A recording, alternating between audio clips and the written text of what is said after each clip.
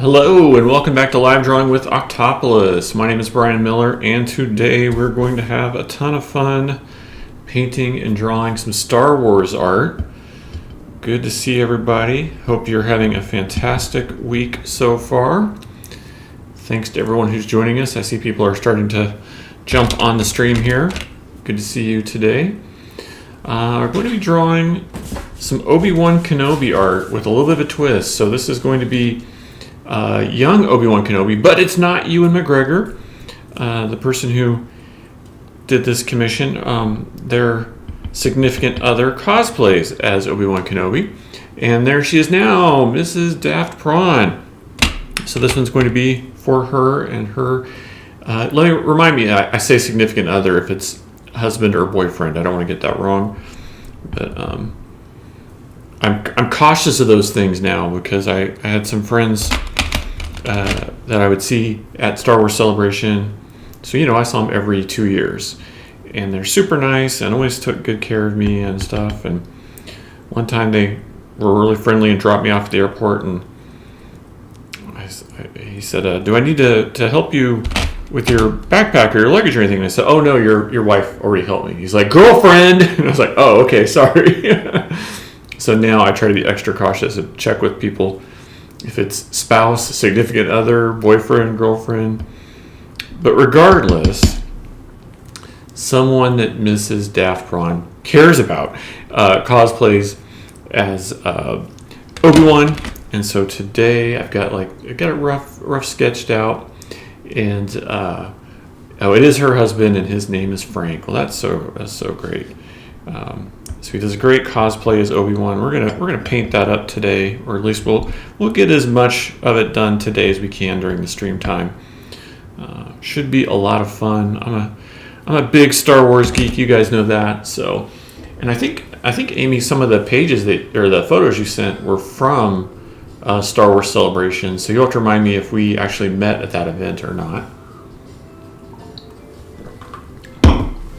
because I meet a ton of people, and I usually remember people's faces better than names, so it sometimes can take me a while to pick up on everybody's names when I see them the second or the third time. I get better about it, but I used to be really bad. People would see me at a Star Wars Celebration, and then they'd see me 2 years later at the same event, or maybe like a San Diego Comic-Con or something, and I'd say, oh, great to meet you, and Christy would give me a elbow to the ribs, and she's like, you met them 2 years ago. And I'm like, oh, sorry. But I've gotten much better about it. I think all the years of going down to Epcot Festival of the Arts, I've gotten better about just really not just connecting with people, but being better about the names and the faces and everything, because as an artist, sometimes my head's down and I'm working on the artwork, and it's too easy to miss that stuff. But I'm getting better about it. So we're going to mix up a little bit of brown to start with today, and that'll be the base for our Jedi robes. And you guys know me. Sometimes I work light to dark. Sometimes I work dark to light. I think we'll try putting in some of the lighter elements first today. And I'm always switching up the paints that I use today. We're using the Winsor Newton gouache. So I'll get that up on the cam if I can. Hopefully you guys can see that. So the great thing about the gouache is that, the good and the bad, right? The good thing is that even after it's dry, you can paint back into it and reactivate it. The bad thing is even after it's dry, if you paint into it, you can reactivate it. So you just have to be a little bit cautious when you get going with it. But especially for something like this where I'm not going to use a bunch of black ink, it's really the right choice. Woody says, hey Brian, I'm getting to enjoy the Thursday stream because my second vaccine shot kicked my butt. Hey, I told you. I didn't get sick or anything like that, but it just zapped all the energy. I mean, I'm usually such a motivated person, and let me tell you, boy, I was not motivated at all after that second shot. I just, I'm not one to sit around and watch television, but that's what I want to do. I just want to sit on my butt on the couch, watch some TV, get on my iPad, play some games or something. I mean, it just took it all out of me. So I hear you. You have my ultimate sympathy. I hope you enjoy a day of relaxation in celebration of your second vaccine shot. Did you get the Pfizer? That's the one that I had, and no bad reaction or anything like that. Like I said, I felt really drained when I got it. Mrs. Daffron says, we were picking up a print that we pre-ordered and you were at the booth and signed it for us. Oh, I'm so glad. Well, I'm sure if I see you two, I would remember, but sometimes the names are harder than the faces. So let's see. I'm trying to remember. It was at Celebration Orlando, Chicago. We'll put the pieces together. So that would have been either maybe like a Luke Skywalker X-Wing print or a travel tag, maybe one of those two. But yeah, I always appreciate seeing everybody at Celebration. I really was bummed. Obviously, for obvious reasons, it had to be virtual only. But it's not the same. I mean, it's fun to see all the fans and collectors and the other artists and all just the energy, right? I mean, for anyone who's never been to a Star Wars Celebration, and look at that crazy yellow lighting. Whoa. My webcam is so crap. Let me see. Wait. Ooh.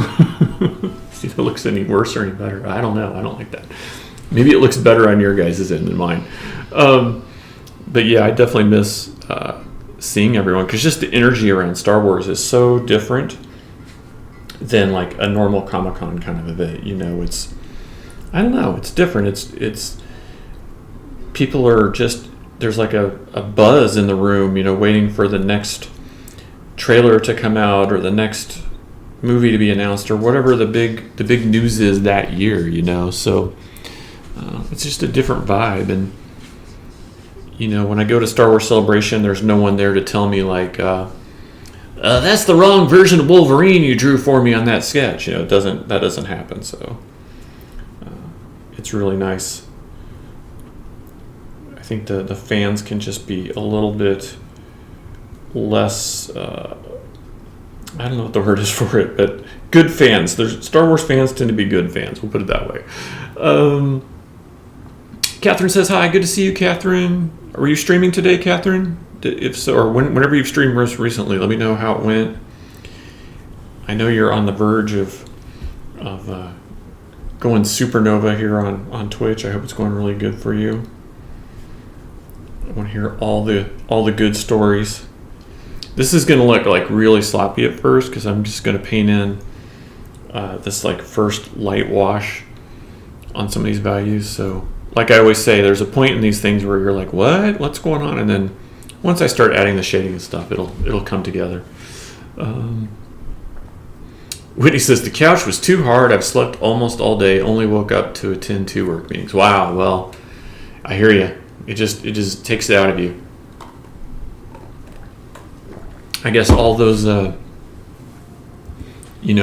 all your immune system is just like super activated and goes on high alert, and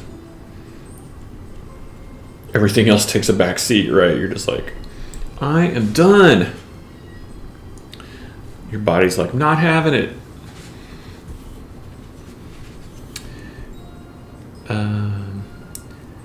Whitney says, Team Pfizer. Whitney also says the gem and the holograms sketch arrived yesterday. It only took 2 weeks, which might be a record from Arizona.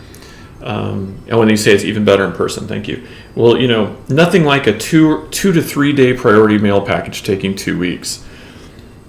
But I know some of the things have taken even longer. I'm just glad it arrived safely. I'm sure you saw how I had it packed, but I'm so glad it arrived safely, and I'm so glad that you like it in person. I'm with you. I like, the video is great to watch people draw and everything, but it can't pick up the nuance and the texture and everything of the paints. And so I'm glad that you guys like that. It was really, really fun to do. And I'm so glad you guys gave me the opportunity to do that. And to discover that I could watch all the episodes on streaming, which was really nice too, because I didn't once they yanked them off of YouTube, I didn't know they were available anywhere. What did we decide that was on? Tubi.tv, I think was right. That's where we can find that. So it's been fun to go back. And I think the gym stuff kind of helped reawaken some of the interest in some of the G.I. Joe stuff that I've done the past too, since it's the same writing team and everything. So I just did an interview with a G.I. Joe fan site out of, I think, the Netherlands, and they're going to do like an article about all the different G.I. Joe projects I've worked on over the years. And for those of you who don't know, I'm the co-founder of Hi-Fi Color Design, and we work in the comic book industry. And so our studio, we colored the first 2 years or 22 issues, I think, of Devil's Due's G.I. Joe comic book run. And then I used to color all of Joe Crony's art, and so I colored all of his IDW G.I. Joe covers that were like for the G.I. Joe movies, so with like the real good likenesses and stuff on them. And then I also, for a while, well, before this, I worked with the Cobra First Legion Club, and so for like 3 years in a row, they commissioned me to create some G.I. Joe art for JoeCon, and that was really fun, and that caught the attention of Hasbro, who ironically I'd worked with on a lot of Transformer stuff, but never G.I. Joe. And so for 2 years, I had a license deal with Hasbro where I was creating some artwork. Unfortunately, only the Sky Striker and Cobra Rattler pieces got released. That was at San Diego Comic-Con. And then everything kind of got put on ice. At the time, they said until after the next G.I. Joe film, which of course we're still waiting on to this day. So we'll just have to wait and see what happens. But I'd love to get back in and do some more work with Hasbro and G.I. Joe. And if they ever did anything with Jim again, oh my gosh, that would just be a dream come true. I know a lot of people are like, oh, Jim, that's like a girl's project, blah, blah. I'm like, no, I love it. I grew up with it. And Christy Marks, the creator of Jim, was also like one of the head writers on G.I. Joe and Spider-Man and His Amazing Friends and all kinds of other things that I love. So I feel like a real kinship with that property. So we'll see what happens after the world starts kind of coming back together here. But, you never know. It'd be fun to get involved with some of those things again. We will see what happens. Catherine says, Pfizer canceled my stream. Yeah, I get that. So you're having the same sort of reaction. You're just like, when I had my second shot, I was like, I had all these plans for everything I was going to do that day. And those plans all got just like immediately canceled. I was like, oh no, I'm not going to do anything. I think Christy even had to play tennis that night, and I mean, she barely got through it. I don't even know how she survived that, but she did somehow. Yeah, I was like, no way, man, not gonna do it. So I'm going with the pretty warm browns here for the light highlights on the robe, and then we'll mix up like a darker shade of brown and start working in some of those deeper kind of shadow tones and stuff. So hopefully it'll all come together.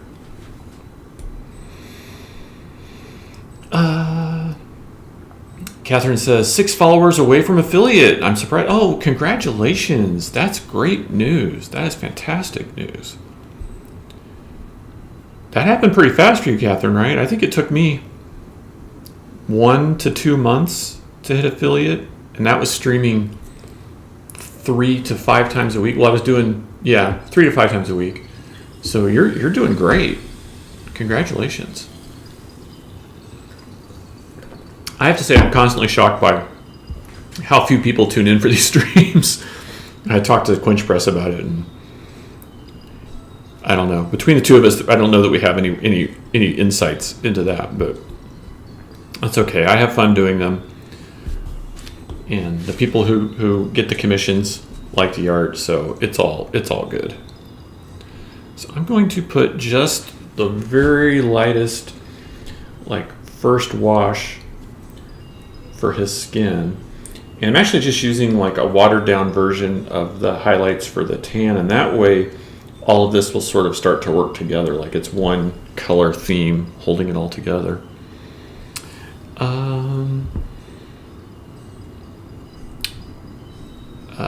Whitney says, Catherine wants to get it framed in some crazy 80s colors. That'll be next. Yeah, gosh, there's so much you guys could do with the framing on that, right? That Jim and the Holograms piece, like with matting and framing, I just can't even imagine how cool that could look. It's got so much pink in it. Maybe like use some of those like yellow or aqua colors for like a contrasting matte or something. I don't know. I'm sure that like whoever you use for framing will have some really good ideas, but it could look cool. It could definitely look really cool. All right, just doing a light wash. This will make it easier to work in some of those details later if we just do our light wash now. Then we don't have to worry about this really wet light wash, like picking up a lot of darker values and stuff. Because that's never any fun. All right, that'll be a good little start there.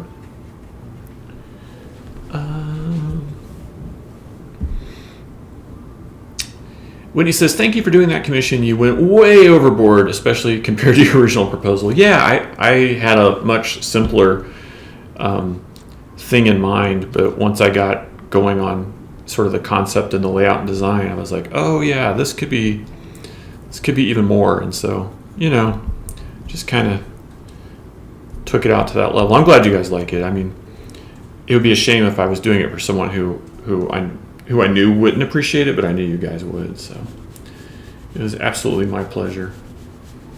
Although I'll tell you, there's a couple times when I was like, I could just say this got lost in the mail and keep it. That's a joke, but maybe it's not.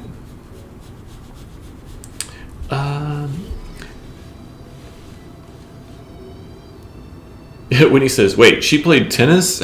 Yeah, she played tennis the night she got her second shot. And yes, she is a superhero. Christy is so tough, and she plays competitive USTA League tennis. And depending on the time of year, she's in, multiple leagues. And so she could be playing anywhere from 2 to 5 nights a week. And then we'll travel for like her regional and national matches and stuff. And, like, she's just a powerhouse, man. Like, the heat doesn't bother her, so other people will complain, even here in Arizona, like, oh, we need to move that match to a night or like 6 a.m. in the morning. And of course, she's like, no way, because she's got such an advantage in the heat because it just doesn't bother her because of all the time we've spent in the Middle East and stuff, so. But that's where we'll be next week. That's why there's no streams next week, because we'll be at Hilton Head Island, or Hilton Head and Tofaki Island for tennis. So she has a big tennis tournament there to participate in. This will be the first time I've traveled at all. This will be the second time she's traveled for tennis. But now that we're both vaccinated, and I think everyone on her team is vaccinated. They were really smart. They went and volunteered at the vaccination centers early on so they could they vaccinated all the volunteers as well. So that was really smart of them to do. That way the whole team could get it pretty early on. In Arizona, I give Arizona a hard time for being backwards about a lot of things, but one thing they were really ahead on was the vaccine, so that was good. This is Daft Braun says, this is already such a good likeness. Oh, thank you. Thanks. We'll see how it turns out. But yeah, I took my time with the initial sketch just to try to look at those photos that you sent me and try to capture. He's got Frank's got such expressive eyes and that sort of like good smile, so hopefully we'll get it.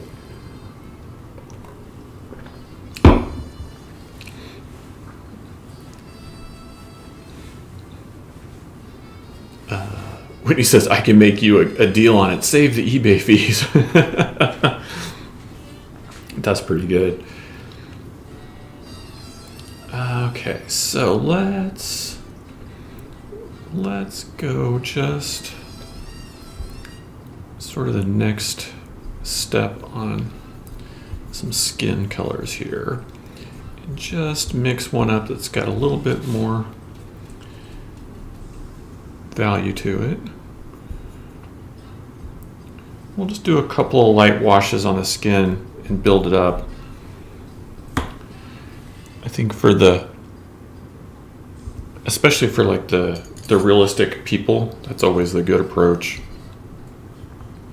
Not to let it go on too dark and too heavy at first. Might be a little more peach than I want though. Let's put a little yellow in that.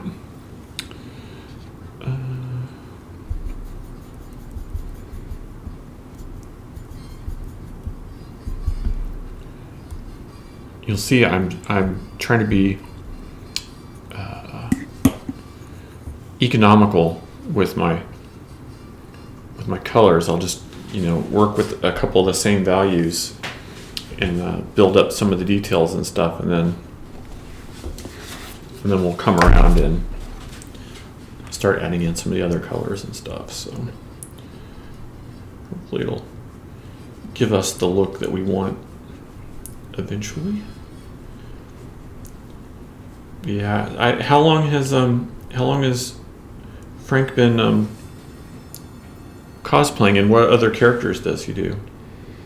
Because I know most people will do more than one.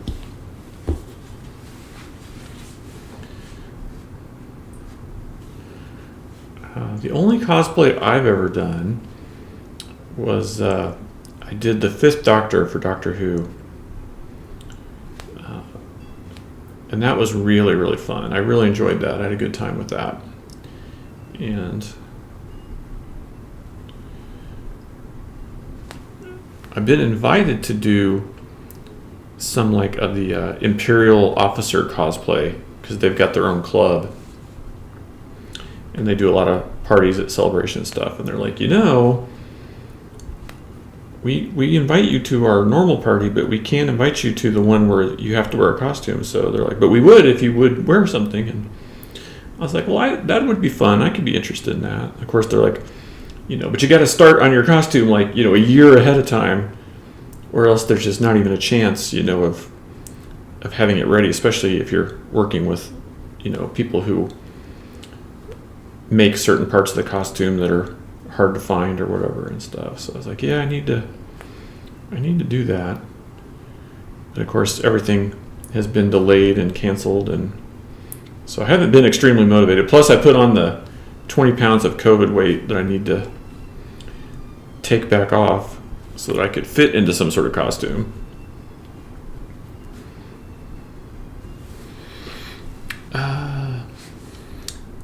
Mrs. Daffron says he has been cosplaying as Obi-Wan for about 4 years. Oh, that's fantastic. He also has a Kylo costume that is a hybrid of off-the-shelf and some of his own sewing creativity. Oh, that's great. Does he have a special sewing room and special equipment? What's his level of sewing? I know some cosplayers will completely convert their garages and stuff into their cosplay shops, and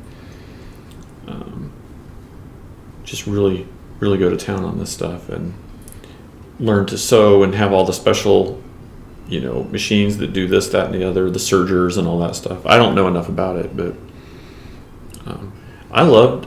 when I was younger, I loved to sew. I was a theater geek, and I always work in the costumes and makeup and stuff, and we were very, very poor. Not very poor. We were lower middle class, so we didn't have much money for clothes, and so I would actually make some of my own clothes and stuff in middle school and high school, and that was fun. I'd get the Joanne fabric patterns and find some crazy, really bizarre fabrics and stuff, and just make my own pants or my own shirts or whatever, and they would just be totally. I was kind of like an alternative goth kid, so they'd be really weird stuff,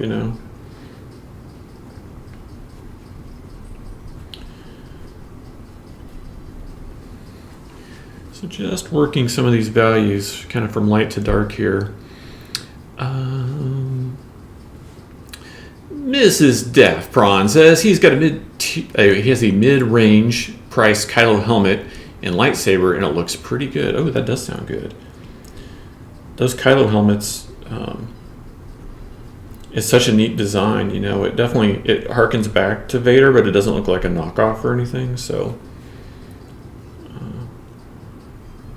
and I think it really is so functional as a cosplay device because you don't have to necessarily have the likeness of that person or like try to spend your whole day doing like your hair up like that person or something. We'll have no jokes about how much hair Frank does or doesn't have compared to Kylo.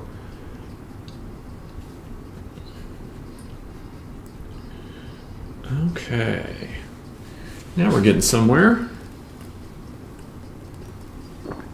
Now let's take and work a little bit of pink into this.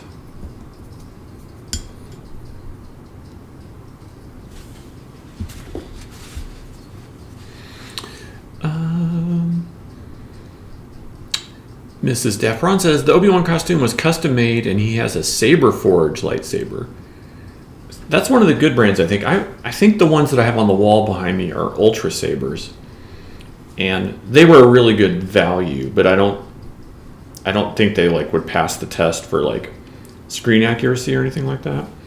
But the Saber Forge stuff, I've heard good things about them too. I think the best saber I own is the one that I got from Galaxy's Edge, and I know it's not as nice as some of the really high-end ones, but it's the best one I own.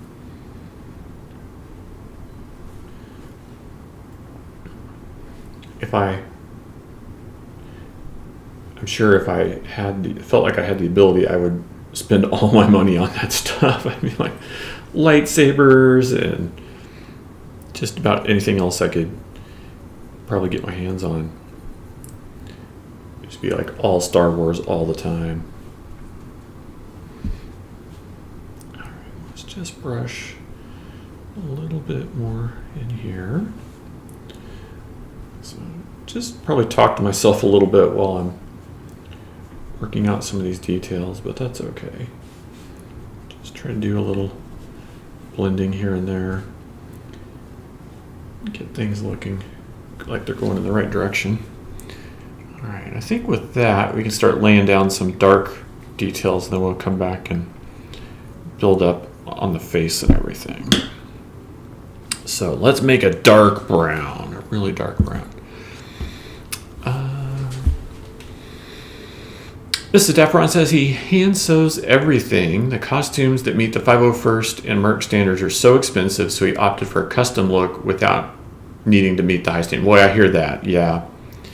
I mean, on one hand, like I think it's really cool that the clubs have those standards for like screen accuracy, and you know, I think in some cases some of those costumes are probably better than the ones that were used on screen as far as like their details and stuff, especially for like the older films. But as you say, that can put things out of reach sometimes for the average, the average fan, or maybe even the fan that's just less hardcore. Thanks for the lightsaber on, Whitney. I know you guys probably aren't hearing that through the stream anymore, but I appreciate you playing it. I'm gonna have to figure out what to do though about this sound setup. Well,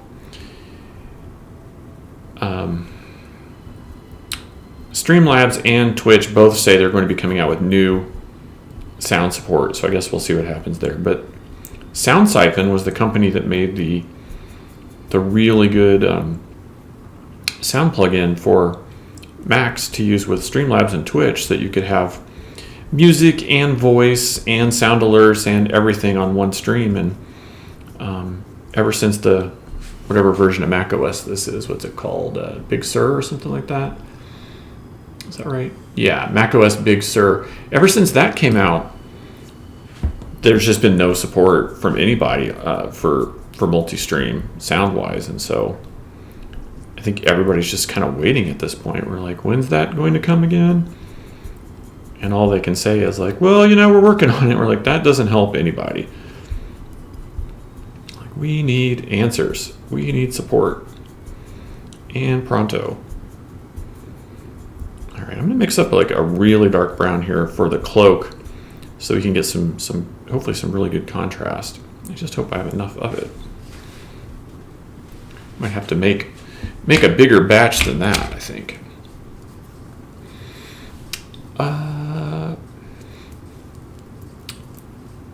Mrs. Daffron says Frank actually would rather his hair would go ahead and just fall out, less to take care of. Yeah, I know that from lots of the guys that Christy plays tennis with on doubles and stuff. They're the same way. They're just like, who needs it? Who needs it? All right, this brown looks good, but I want to make a much bigger batch, so we're gonna scoop up a lot of paint here and make a big old mess, but it'll be worth it because there's going to be a lot of dark brown that needs to be on here, so it'll be well worth the effort. Versus everyone who watches this stream knows, versus me like running out of some color and having to remake it again, which is fine, but it's better to do in advance. And stuff, it just dries out so fast, you know. I know an artist who paints in acrylics a lot, and he'll like mix up colors in advance and like put them in like plastic containers so they don't dry out and stuff. All right, that's looking pretty close. Just throw a little black in there.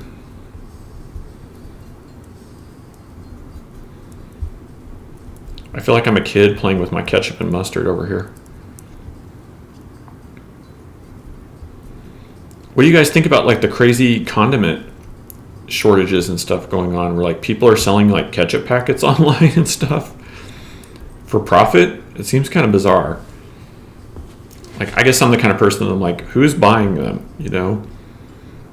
Or is this like a Bitcoin thing where are we having like speculation on the ketchup packet market now? Mrs. Daffron says Ultra Saber and Saber Forge are both really good brands. Oh, good to hear. I've been happy with mine so far. And Quench Press says good afternoon. Well, good afternoon to you, Quench Press. Thanks for joining us today. Hope that you're doing well. Hope that you're ready for or at least getting ready for the weekend. Do you have any weekend plans? I've got in-laws in town, so my weekend plans all revolve around them. It's their first time leaving their house since last March, so they're very excited to be here. They're not staying with us. They have like a little baby RV that they take around everywhere. But yeah, so they're here. So I think we have to entertain them this weekend while getting ourselves ready for this tennis trip that's coming up next week. So it's kind of weird after a year of just being locked down to try to get back into that mode of like working ahead and getting things done because we have to travel. I'm like, what? This is unexpected.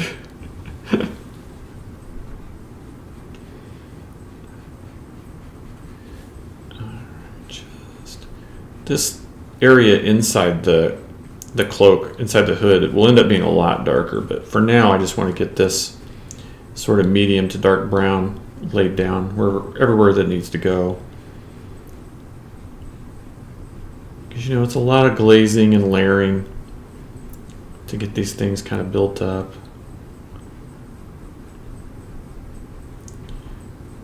It'll all be worth it. But yeah, thanks for joining us, Quench. Let us know what you're up to today. If you're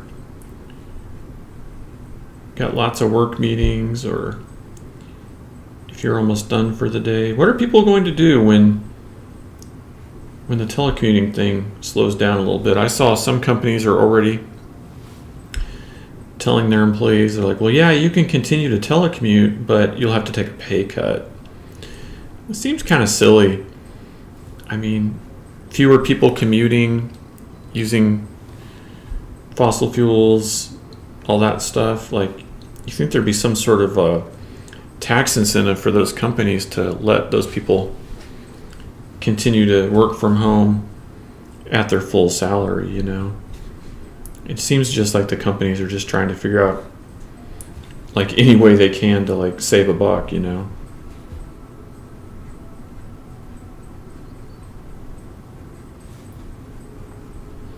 I don't know. Maybe I'm being cynical, but I'm a freelancer, so it doesn't affect me. I get paid the same no matter what. But I don't know. It just doesn't seem right for those people to be like, yeah, you have to come into the office or take a pay cut.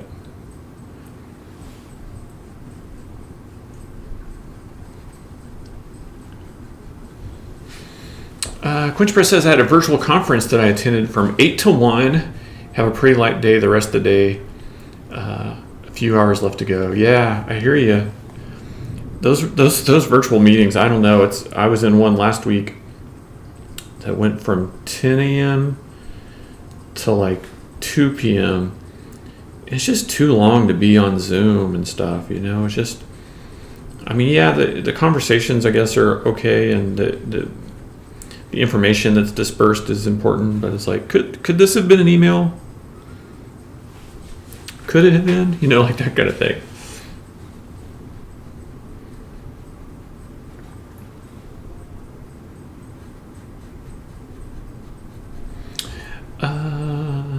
Whitney says, my employer announced we all have to be back in the office in August, and then we got 3 positive COVID diagnoses in our branches, so now it sounds like August you have to go in 1 day a week, September 3 days a week, October 4 days. We'll have to work from home. 1 work from home day per week. Quinch Press says, getting paid less to work remote is BS. Yeah, I agree. Yeah, I totally agree. I think that seems like a step in the wrong direction. And it doesn't do anything to alleviate any, like I said, traffic or housing issues or anything like that. So I know some small towns that might be pleased by that. I was talking to some people in Prescott, Arizona, who are just so fed up with all the Californians moving in. And it's not that they're from California, but it's the same thing that a lot of places are seeing, where the locals are getting priced out of the market and that kind of stuff. So I know there's multiple sides to all these different stories. But yeah, paying people less just because they telecommute, that just sounds like corporate greed is what that sounds like. Because if you take the pandemic out of the equation, you say like, someone had a child and they need to telecommute. Were you going to pay them less? Or someone had a surgery and they need to telecommute for a certain amount of time. Are you going to pay them less, right? If the answer is no to those instances, then, it needs to be no to the other instances. But as I'm fond of saying, the rules don't always apply equally to everyone, and that seems to be the case here. Whitney says, doesn't affect me since I have to go in anyway. Quinch says, a Zoom call wouldn't be so bad. We were watching pre-recorded videos. The presenters were answering questions in the chat. Ooh, that's that could be a little annoying, I would say.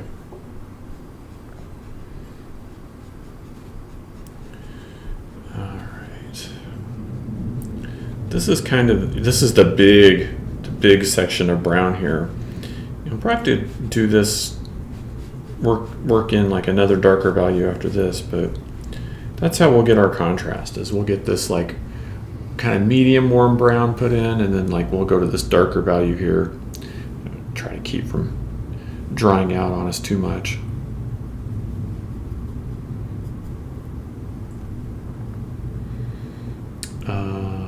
Quinch Press says today was the last of 3 days, and Whitney's like, Quinch Press, that's gross. Yeah, pre-recorded videos, oof, that's just rough no matter if you're there in person or not. So, and I understand these companies spend a lot of money on their pre-recorded videos, but it's just, you can only stay engaged with that kind of content for so long, no matter how well produced it is or isn't. You're just at a certain point.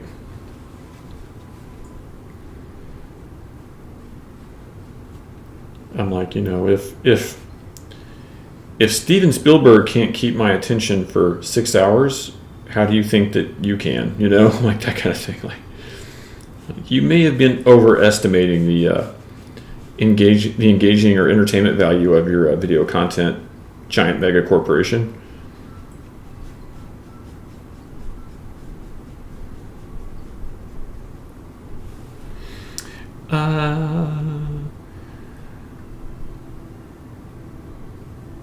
Mrs. Daft Prawn says, "Hey, Quench Press, that sounds like several training sessions I've done since teleworking." Oh man,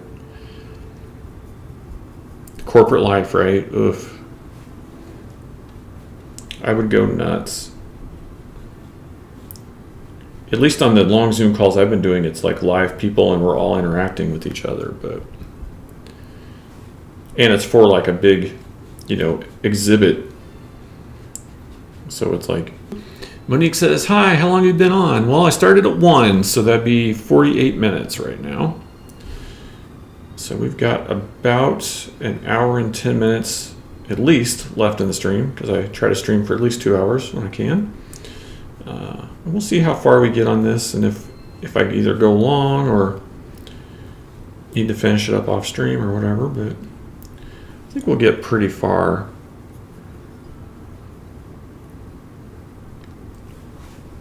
I'm just roughing in his Jedi robes right now.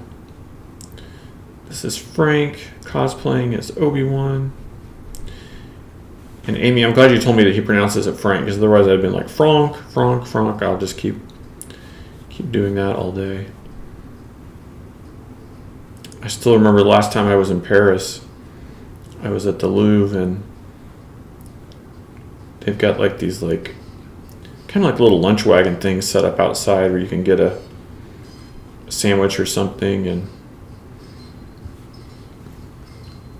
I'm waiting in line, and I get up to the front of the line and I order in my best French, and pretty much everyone in front of me is ordering a Perrier, right?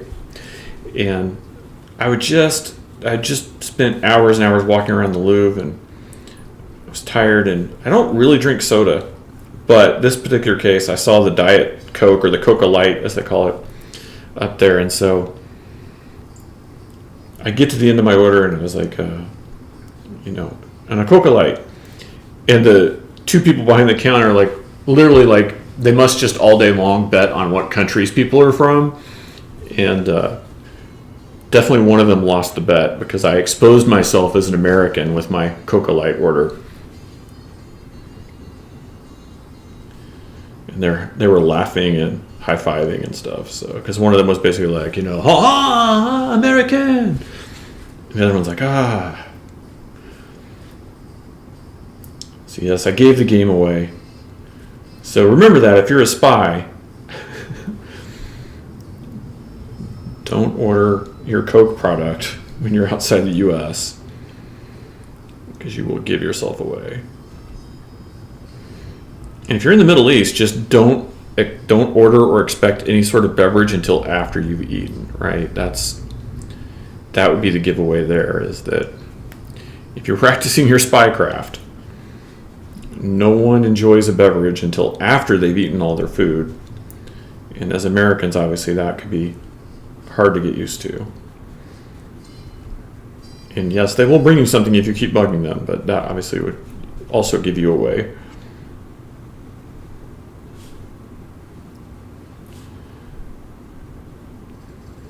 Trying to use this big fat brush just to kind of block everything in. That should make it easier when we go to add detail.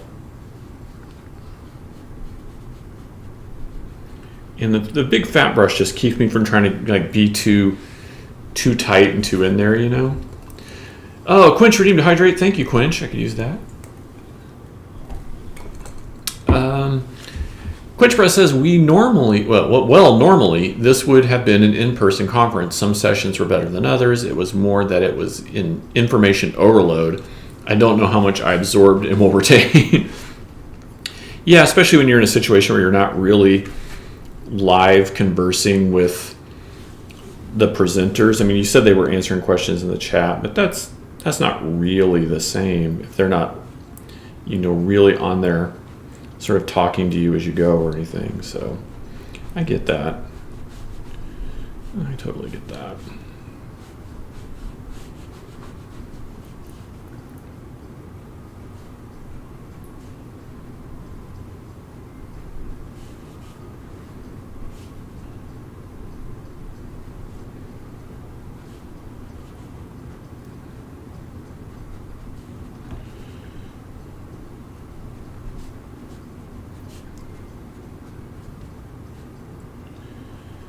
Hey Quinch, I don't know if you saw, but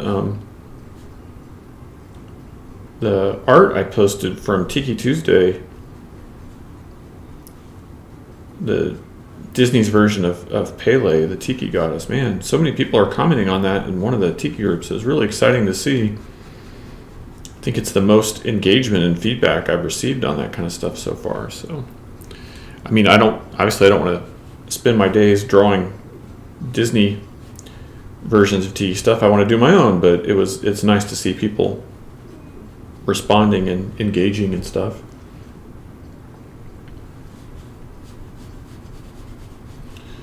All right. Well, I'm glad we mixed up a big batch of color because we're definitely going to need it all.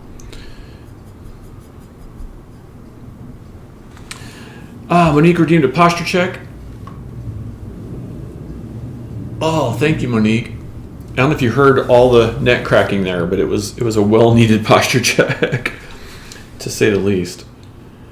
It's definitely needed and appreciated. And I see we've got a couple more people joining the stream right now. For those of you who don't know, I'm Brian Miller.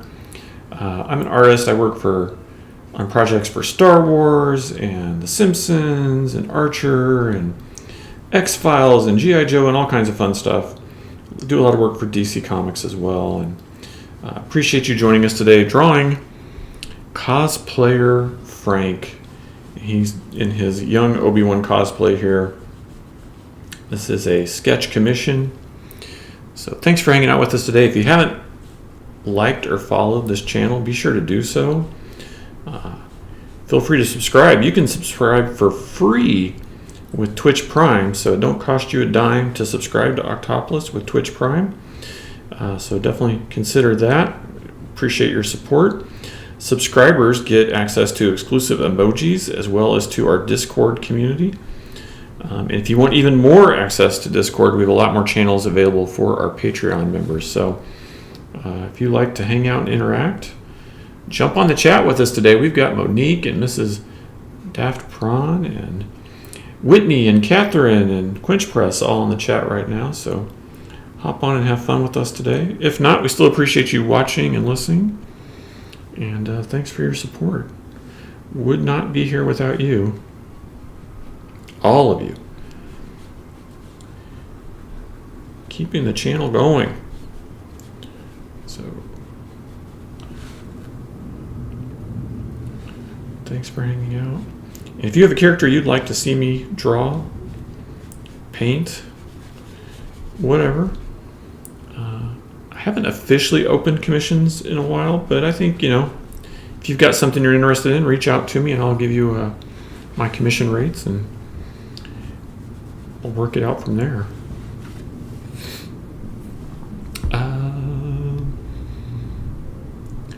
Whitney said, that was one of your best Tiki sketches. You deserve positive responses. Oh, well, thank you, Whitney. I appreciate that.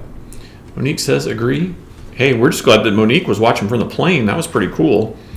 Catherine says, I like how it was close up and detailed. Oh, thanks, Catherine. You know what's weird? I was having fun with it, as always, but really having fun with it. But I didn't feel in the moment that I was doing anything different than I would normally do. But I was quite happy with how it turned out, and it seems like other people are too. So I'm really glad to hear that.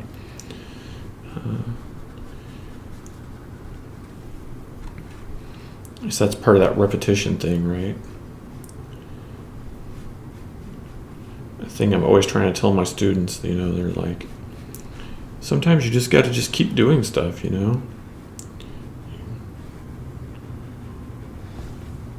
It's too easy to get frustrated when like your first thing isn't awesome. It's like, well, it's like that study we talked about where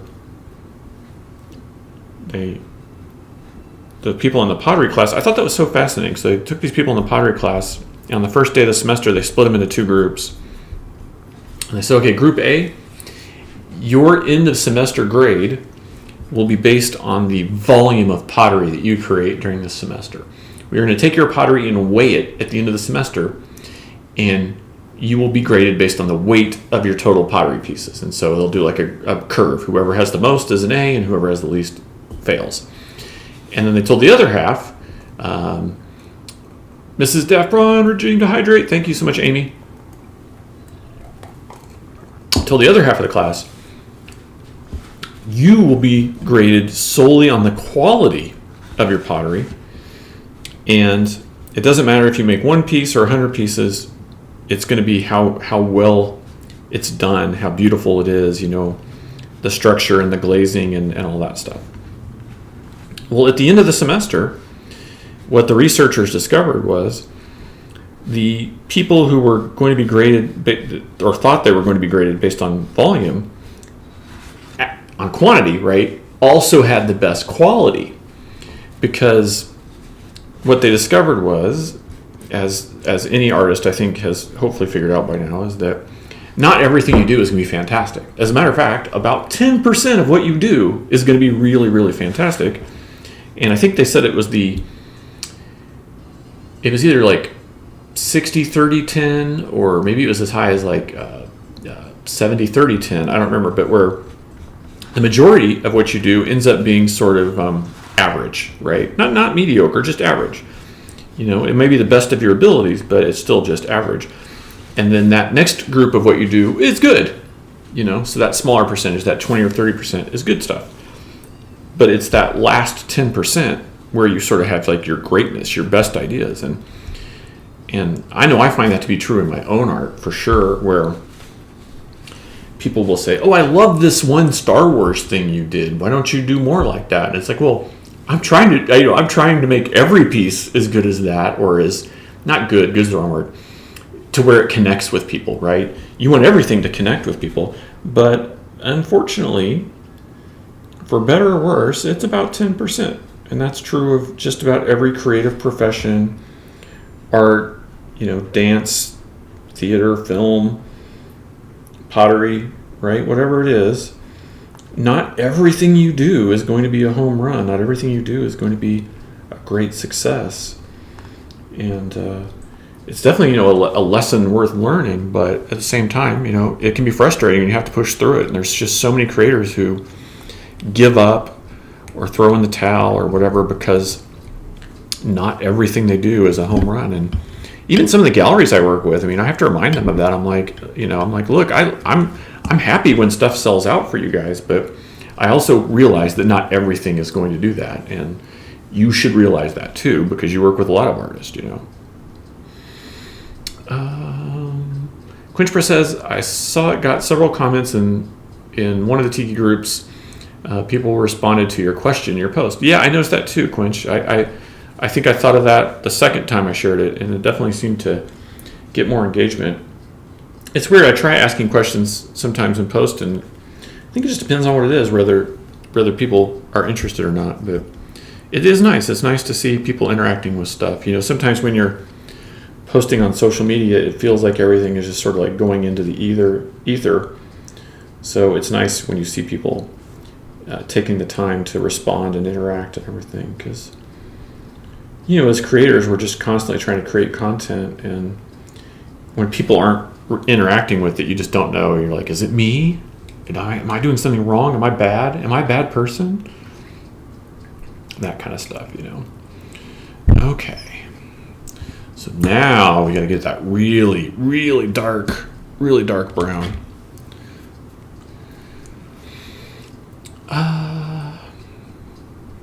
Monique says, the travel tag piece ranks in your top 5 for me, probably top 3. That one is stellar in the frame. And Mrs. Daffron says, we also love that one. Got it at Celebration in Chicago, and Brian signed it. I'm so glad to hear that. Well, if you guys don't know the story of that, that was not really my Celebration piece originally. So I had done the first year of the Epcot Festival of the Arts. And what I noticed was that lots of little kids come up, and because most of the artwork, I think the cheapest piece of artwork we have at Celebration of the Arts is $50, the cheapest piece. And they go up from there up into, $500, $600, $700 for paintings and stuff like that, or, canvas prints. And so the second year I went, I was like, I want to be able to have something on my person that I can give children so they don't walk away empty-handed. And so I made a couple of travel tags, like business card size ones, with different planets on it. And I would ask the kids, what's your favorite planet in Star Wars? And I'd give them a couple choices and let them pick, and then I'd hand it to them. And their parents thought it was cool too. And so when it came time for Celebration, I turned in my normal concept, and someone at Lucasfilm wrote me back and they say, we really do like this, but what else you got? Like, do you have anything else in your back pocket? And I said, well, as a matter of fact, I did these travel tag things, and I kind of showed them, and I said, and people really responded to it at Epcot, and I kind of think maybe I could turn this into something. And they're like, we're not sure, like, show us what you have in mind. And so I spent, a couple of weeks putting together what you have. And, I turned it in, I didn't hear back, and I thought, well, they just didn't like that idea. And then the next thing I know, they're like, okay, this is it. You're one of the 30 people we've chosen to represent Star Wars at Celebration this year, and we want you to do the travel tag thing. So I was just really kind of blown away by that. I wasn't expecting that at all. I thought they'd tell me it was just too crazy. Anytime you do anything that, like those travel tags, they don't have any characters, likenesses, they don't have any spaceships on them, nothing like that. And so I really just thought it was going to be too far out in left field, but no, they loved it. So I was really surprised and shocked and kind of blown away. And then, of course, I got nervous again, because I'm like, okay, well, Lucasfilm likes it because it's their property, but it's just too inside, like the fans won't like it. And then luckily they did. So all my self-doubt, was for nothing. But I think that's just part of being an artist, is you have a lot of like insecurities about your own work and what people, if they'll like it or not, and all that kind of stuff, so. Monique says, that's an amazing idea and so kind to offer something free for kids. Oh, well, thank you, Monique. Well, I just, you just see the look on their face. They wanted something so bad, and I get it. When you're a parent and you're taking your kid to Disney, you've spent hundreds, if not thousands of dollars just to get there. And not every parent can afford to also, buy all the food and everything when they get there and buy the kids a $50 or $100 piece of artwork. So it just seemed like it made sense to try to have something they could take away with them. And, then maybe they'll find the artwork on their own or something after that. So you never know. But, just try to think about the families and what it's like for them,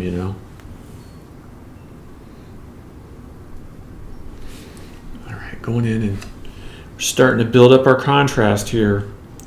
Getting some of these darker values. I think after this pass, I'll go down to a finer brush, and we'll really start putting some detail into the face and the hands and all that. Once we get it just a little bit farther along.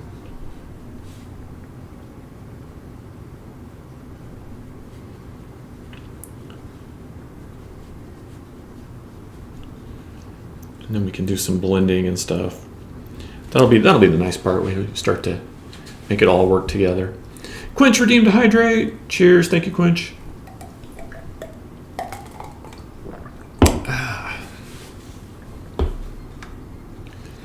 Hopefully you guys can see this okay on cam. I keep having to kind of manipulate the paper angle here just so that I'm not looking just at the glare of the wet paint all the time, which can be a little bit of an issue. All right, yeah, that's going to be a pretty good value, I think. Keep running with that. We can let it start to do a little bit of blending, I think, as we go.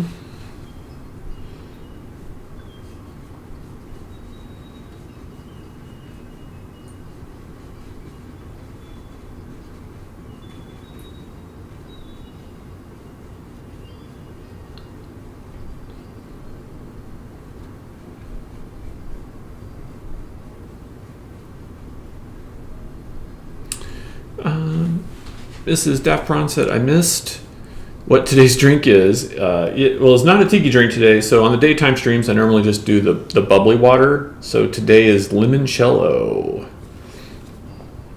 And no fancy glass. It's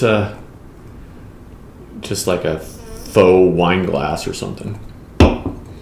Like has a made up, I think it's a set of glasses. Like one's supposed to be an Italian wine and one's supposed to be like a Spanish wine or something.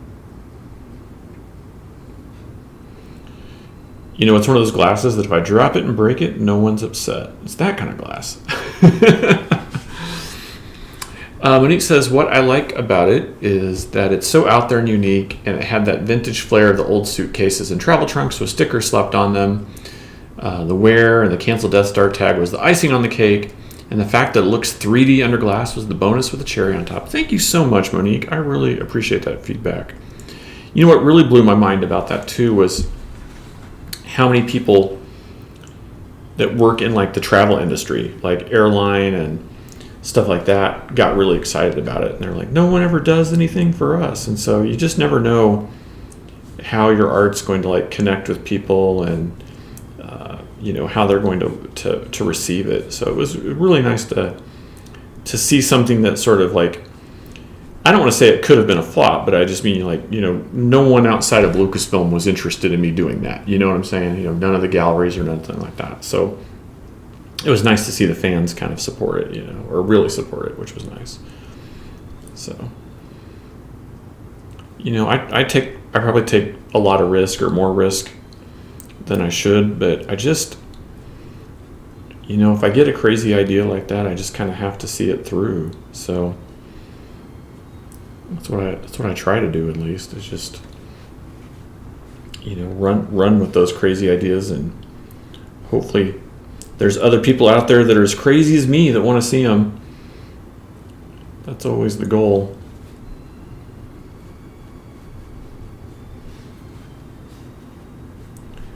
Yeah, so I think we're just a little over an hour in. So I think what I'll do is, once I get this darker brown laid in, we'll just let all that dry really well. And so while that's drying, I can work on the face and stuff. And then if we don't get back to doing the final detail on the brown, I'll do it probably off camera or something.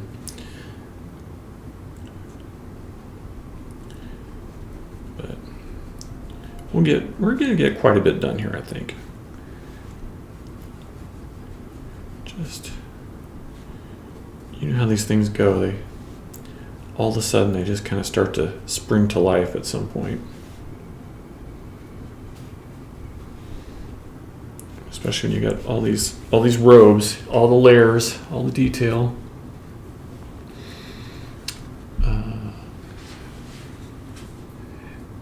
Mrs. Daft Prawn says, the canceled on the Death Star is what made us buy it. The artwork plus the cleverness was irresistible. And Monique says, definitely, thank you. That canceled actually came at literally like the very last moment. I had the whole thing kind of laid out and designed, and I was just really struggling with it. I'm like, I need to have that little extra Easter egg, or that thing that makes it unique and special, and that just popped in my head like a torn ticket or a canceled ticket, because the trip isn't going to happen because the Death Star, got blown up. And that's when I had the idea. I'm like, I'm not just doing travel tags. I'm telling the story of episodes 4, 5, and 6 through the travel tags, and it ends with the Death Star exploding or whatever. And so that's kind of what made it all work. And I think that's probably what got Lucasfilm really excited about it too. So thank you guys for that feedback. I appreciate it. I come up with crazy ideas from time to time, or even less like the Legend of Lando idea. I didn't think was crazy, but no one really wanted to touch it. Nobody was interested in doing anything with Lando. I said it wouldn't sell, and they were right. Unfortunately, it's by far the worst selling Star Wars art I've ever been involved with. But it's okay. I still, I had the idea. I was passionate about it. I wanted to see it through, and I'm glad I did it, and I'm proud of it. So I'm proud of the illustration, and that I got to do something with Lando and Lobot and Cloud City, and it's unfortunate that the fans didn't respond. But I can't. Like I said earlier, not everything's a home run, and I can't force people to like stuff I do. So all I can do is do what I do. And I know I don't play the game because I've been told lots of times they're like, get rid of that character and put Darth Vader in there and we'll sell it. And I'm like, no, not really interested in that.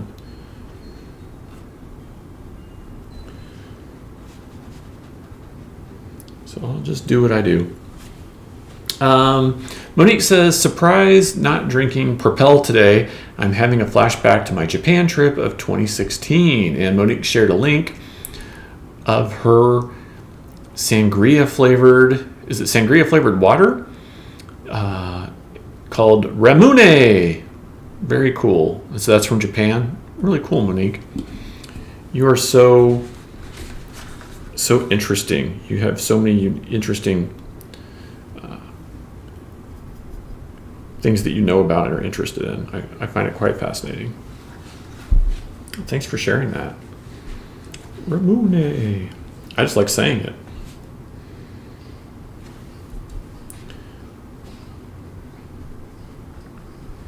Got a tickle in my throat. I hope I don't cough really loud on the stream. Scare somebody that's wearing headphones. They're like falling asleep right now, and I go. Maybe somebody who took their second shot today and was falling asleep while they were listening.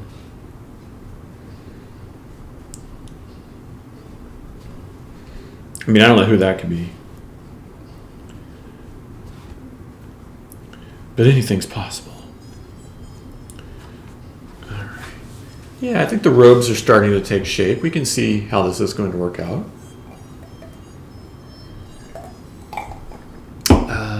Monique says it's sugar-flavored soda. Ooh.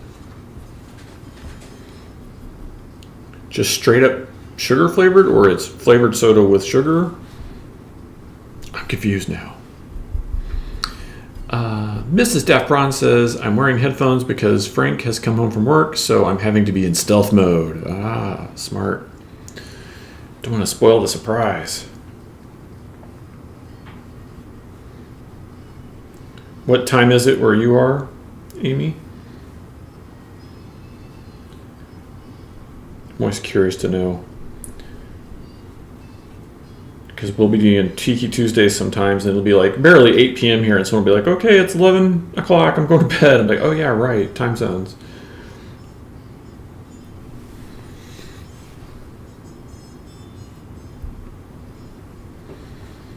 Well, if you're wearing headphones, you'll have to let me know if you can hear the music I'm gently playing in the background, because I try to not let that stuff pick up on the stream too much, because they're very active about the copyright enforcement stuff. So I try to keep it just quiet enough that I can hear it most of the time.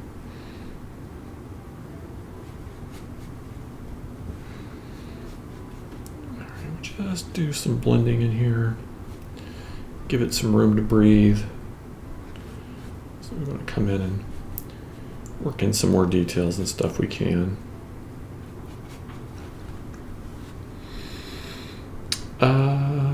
Catherine says, we're definitely zoning out, but not because of your wonderful art. They're like, hey, Brian, your art's not boring, but the drugs are kicking in, man. The Pfizer putting me to sleep.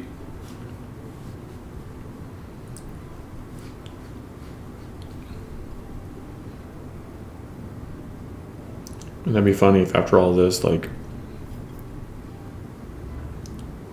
everyone becomes immune to COVID, and so then like the Pfizer vaccine just becomes like a sleeping aid or something. Like what?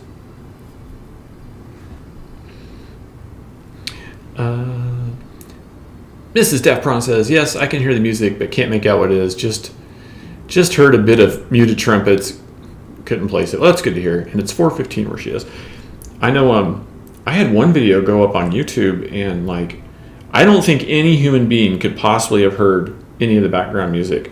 But boy, their computer stuff totally picked it up, and I didn't get a copyright strike or anything because I don't listen to like popular music. I listen to stuff nobody's ever heard of, or stuff that people who liked are now dead. Stuff from the 30s or the 40s or whatever. But yeah, man, YouTube's copyright thing totally picked up on it, and they listed every track in order that was in there, and it had to be at 2% volume or something. I was really impressed with their algorithm, or their software, or whatever it is they use. But it was kind of creepy and scary at the same time. You're just like, wow, that's kind of nuts. All right. So that is roughed in. Rough paint, we'll call it. Definitely needs some blending work and stuff, but that's not what the big brush is for. The big brush is for roughing stuff in. All right. So I think we're going to let all that brown dry, and then I'll go and do some blending. So I think the next stage will be to work on some more skin tones and stuff here while we let that big, massive area of cloak dry. So that should be fun. Monique says, my friend's daughter in Canada wants to try snacks from around the world, and she wanted to start with Japan. I told her if I was still in Japan, I'd have sent her something, but don't know anyone there anymore. Then I remembered there are Daiso stores in California, so I got her a $45 worth of snacks and 3 of these cream sodas. Ooh, fun. Quinch says, I only got a little tired for my second Pfizer shot on Monday. Super tired for my first. 2 was pretty mild for me. Oh, well, that's good to hear. Catherine says, hey, Monique, there is a streamer that gets a snack box, and it's a different country every time. Oh, that's fun. Where they like open up the snacks and show them and stuff like that. That's really cool. I could see that being really popular. All right, so skin tone. Let's take and just mix up. We're going to go a little bit more reds and stuff on this one. And we'll start to do some blending and some painting. It's probably a little, can use a little bit more yellow.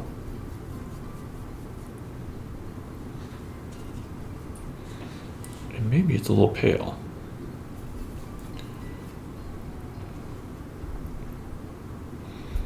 Let's go for it.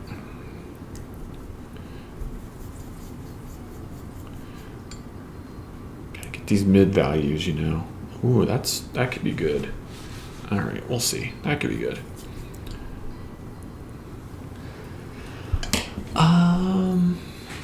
Catherine said, oh, yeah, I reread that one. Sorry. I looked up and saw it, and it was the one I just read.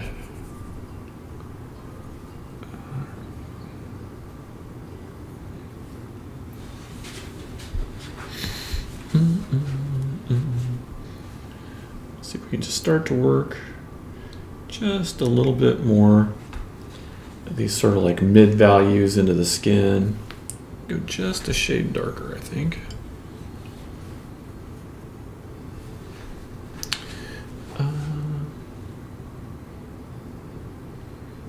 Oh, so is the streamer's name Universal Yums? Oh, Universal Yums. That's a cool name. I thought it was going to be some crazy name, but it's obvious. Universal Yums. All right. Just build up some of these little shadow areas before we can go in and start putting in like eyebrows and details and stuff. Just kind of blend this hairline a little bit where the shadow from the cloak is coming in here. There we go. Get that all working together nicely.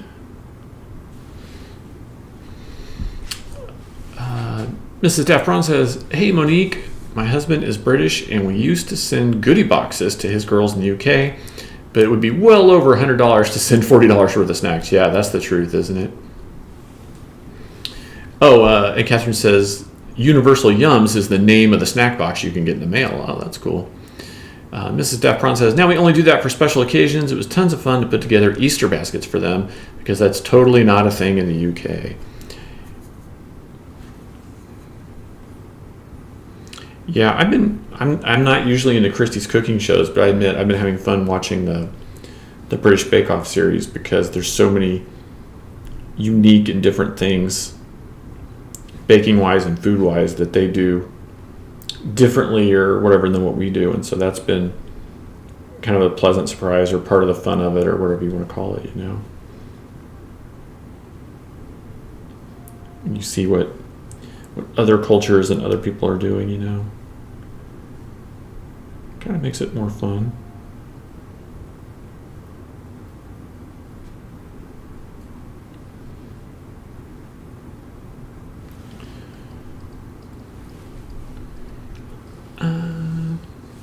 Monique says, yeah, the shipping is killer. My daughter gets a 50% discount. Oh, well, that must be nice.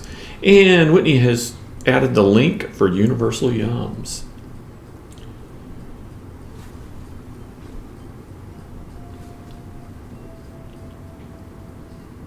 Yeah, I was contacted by a company who wanted me to do like a monthly subscription for like art and stickers and stuff, but I just don't know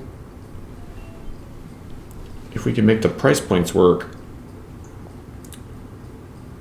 in a way that people would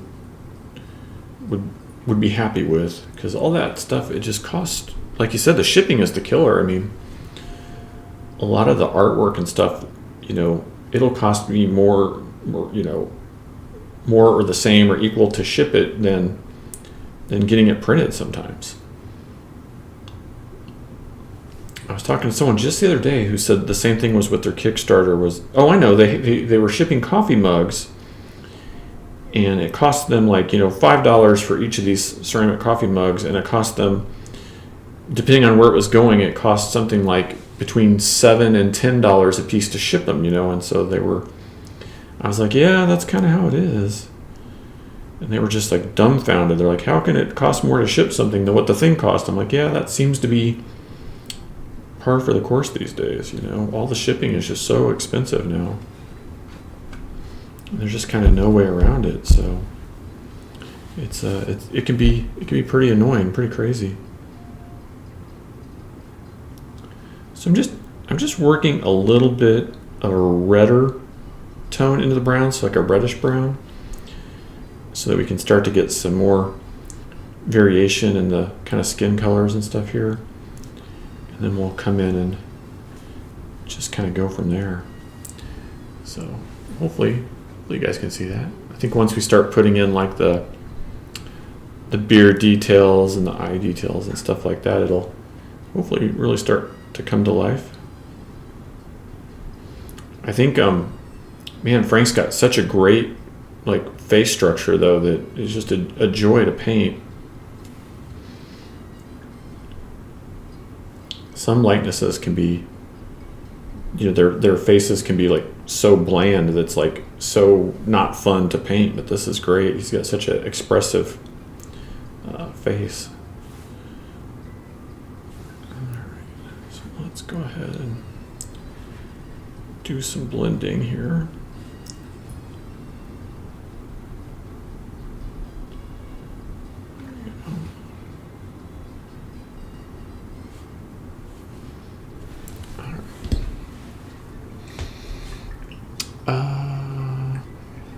Mrs. Daffron says, if you like the baking show, check out Master Chef. You can find it on YouTube. The professional series is amazing. Oh, I'll tell Christy that. I'll tell her. I don't know if she'll watch anything on YouTube, but I'll still tell her about it. Monique says, hey, Mrs. Daffron, I have several UK friends who get my import vinyls and send them to me for albums that are not sold in the US.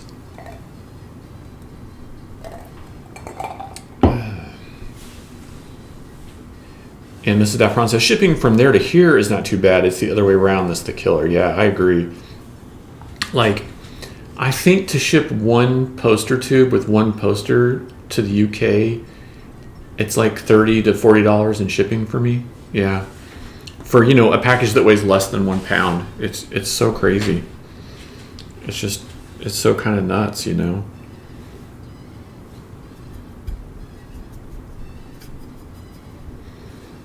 right, so let's take this value and darken it up a little bit.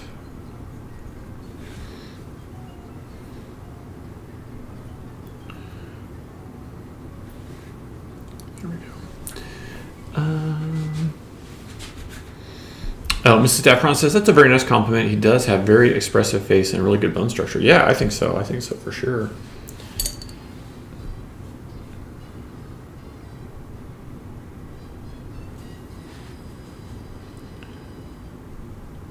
Just trying to layer up the colors here so that we get a nice subtle blend. We don't want anything that looks too harsh. At least not on this one. So it takes a little bit of time, but it'll be worth it. It'll be worth it when it all comes together. What I'll do is I'll go back with a colored pencil and probably like really add in like details on like the eyebrows and some of that sort of stuff, and that'll really start to make it pop. And we'll blend in this edge around his face a little bit more as we go too. Quinch Press says, what bands are you getting UK vinyl for, Monique? The last UK vinyl I ordered, I had it sent to my friend who I stay with when I visit, so I won't actually get it until I visit next time. I'll have to transport it back myself.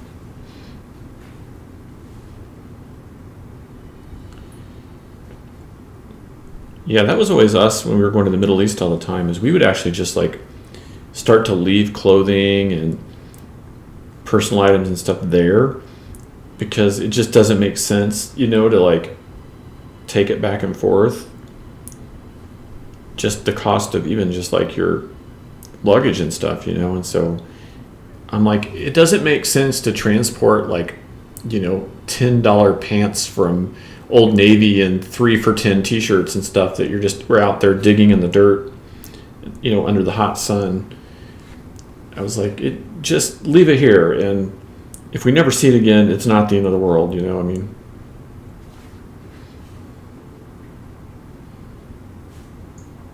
especially on the international flights when they were starting to charge like big bucks for your second piece of luggage and that kind of stuff. It's like no, we can do without that. We will make it work some other way.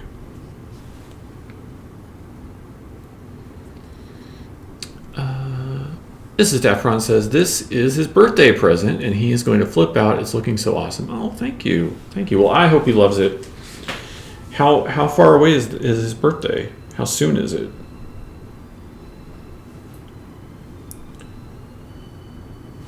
And I hope he does love it.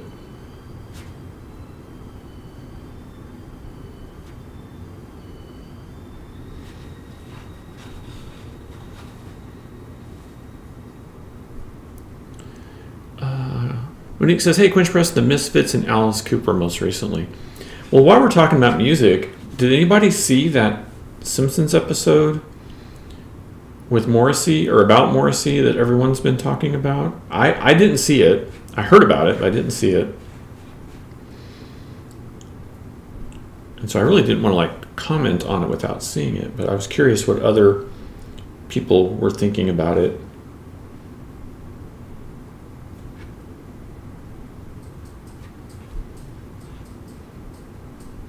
At least, what other people were thinking about, like the concept of it and stuff. I know clearly Morrissey's very upset about it.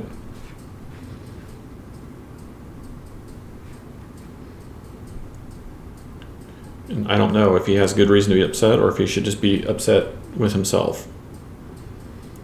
And it's a shame because I love the Smiths and I love, a lot of the music.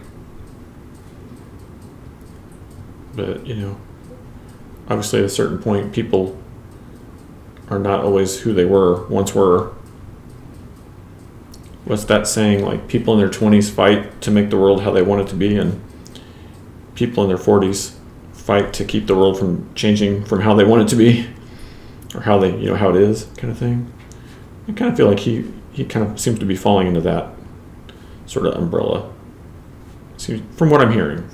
I don't know all the details, but that's what it sounds like, at least.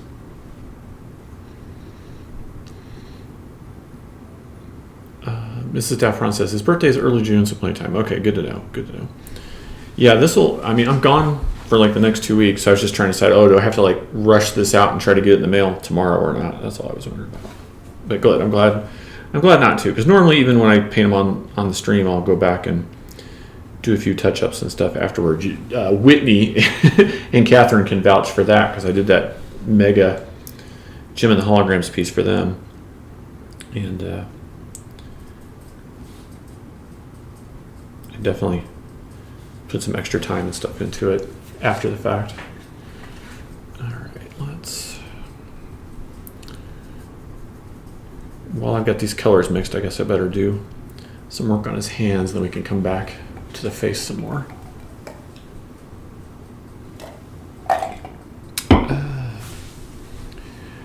Mrs. Daffron says Morrissey should probably just be upset with himself. The Simpsons takes the piss out of everybody, so he should just laugh along with the rest of us. Quinch says, my last 2 purchases were for James and Jesus Jones. That's really cool. And Mrs. Daffron says, I say that as someone who loves the Smiths. I hear you. I love the Smiths too. And I like quite a bit of Morrissey's solo stuff. But yeah, he definitely seems to, I don't know. I don't know what the right word is for it, but yeah, he should just maybe go with the flow a little bit, or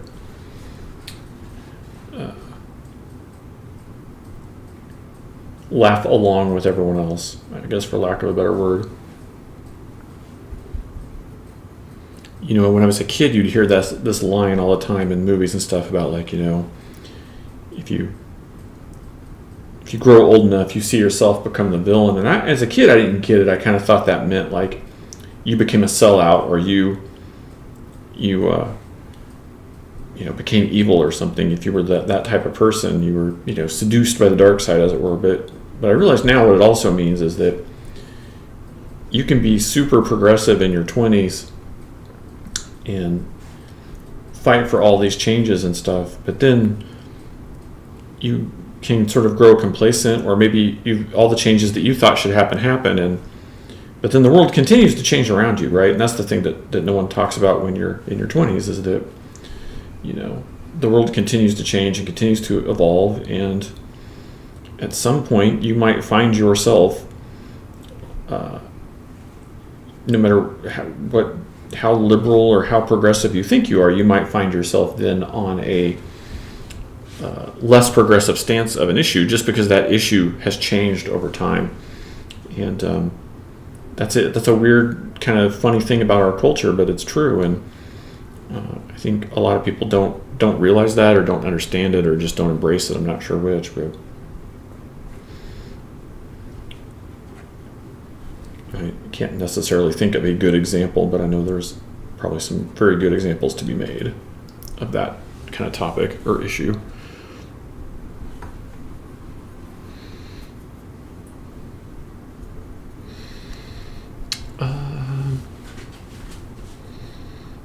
Monique says, not sure what got bleeped, Quinch Press. Monique says, oh, hey, Seuss. Quinch Press says, they made their Morrissey-like character fat. I think Morrissey was more upset that the body shamed him than calling him out on his racism. I'm not quite sure why they made their version overweight. There's plenty about his recent behavior to pick on for him to focus on without going there. Well, that's interesting. Yeah, again, I haven't seen it. I've just kind of heard some of the uproar and some of the statements that he had made and stuff. So,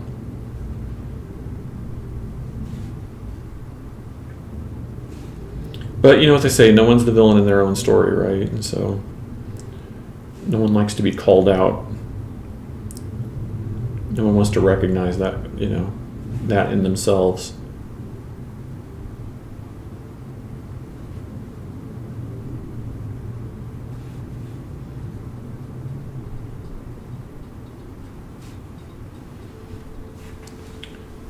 just trying to get a little bit of detail in the hands here. Nothing too crazy. Just so we can see some of the structure. All right, and then we can get back to the face a little bit.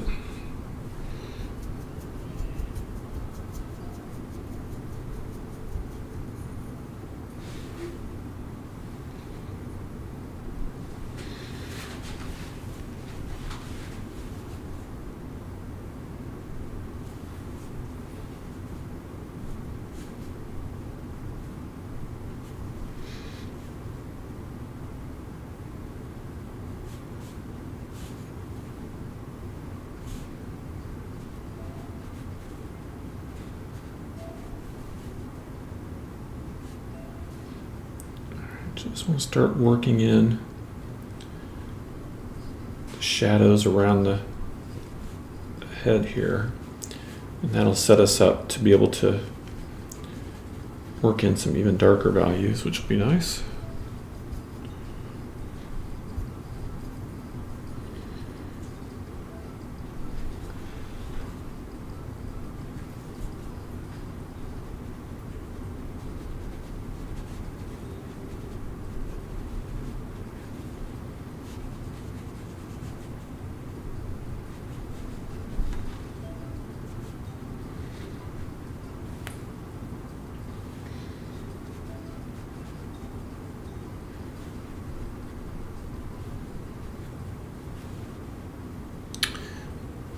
So yeah, anyway, I guess enough about that Morrissey stuff, because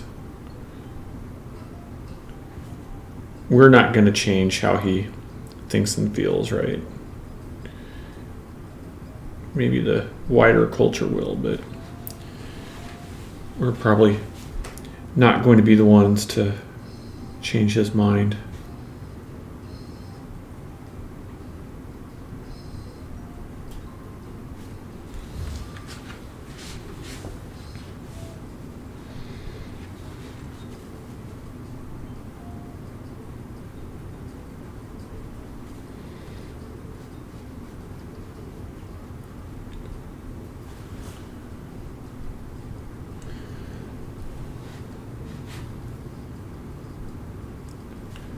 Sorry guys, I get quiet when I'm really concentrating, so I apologize for that.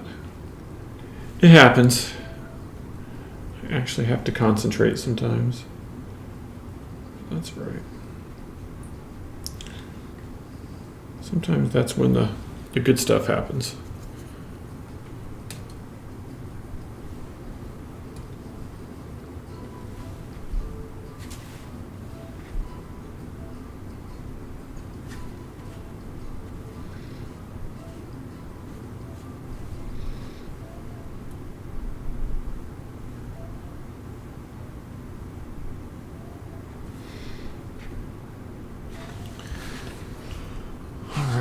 We're getting somewhere. We're getting somewhere.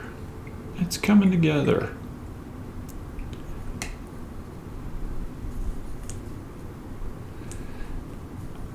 So Amy, would you say that the base of his beard is more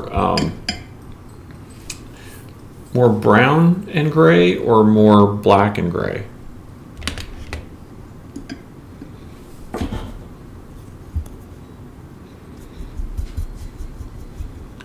See if we can't work a little bit of value in there. I'll get the pencil in there and really bring this beard out, though. That'll be nice.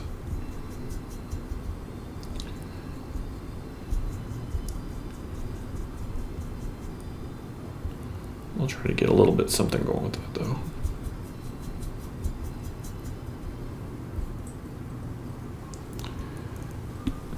More brown and gray. Okay, good. Good to know. That's what I thought from the photos, but I thought, oh, since you're here, like, I can just ask. I don't have to guess. All right.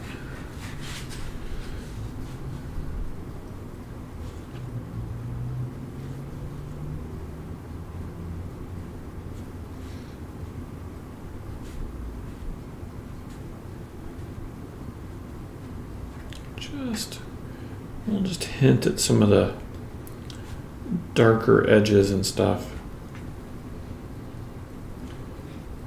can go in with the colored pencils and really start to work in some of the little highlight areas and the stuff in there. Should make it look pretty nice when it's all done.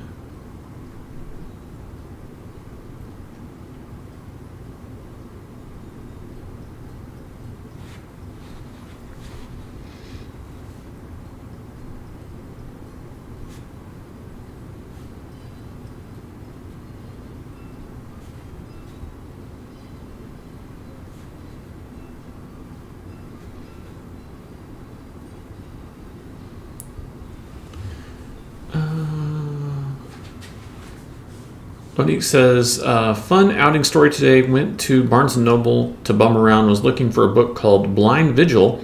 As I was about to check out with a Winnie the Pooh book, the author came in and dropped off signed copies of Blind Vigil. Turns out he's local to Mira Mesa. Wow. Well, that was good timing on your part. Well played, you. Well played, Monique. Well done.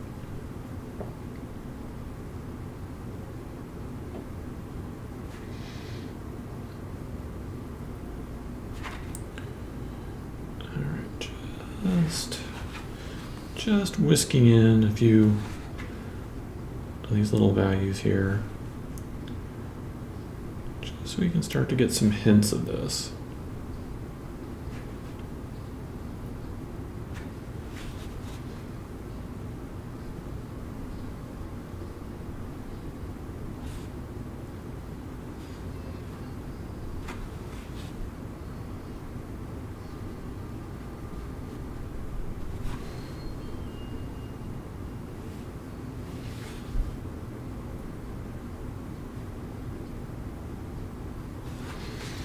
Yeah, that's starting to come together now. Monique says, it was a great surprise for sure.